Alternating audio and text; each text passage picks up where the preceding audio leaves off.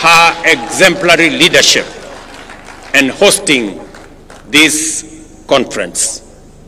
I also want to commend her for taking decisive action against the people who are running Rachuonyo facility, who we identified as one of the ones that were stealing our money. Thank you very much, Governor, for taking action swiftly.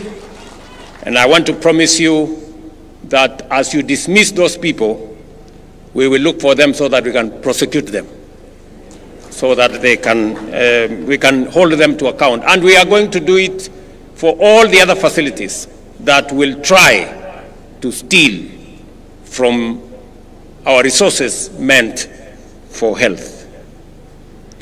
And finally, to this great school of Homa Bay, who have given us their grounds so that we can host this facility, I want to say thank you very much to this school.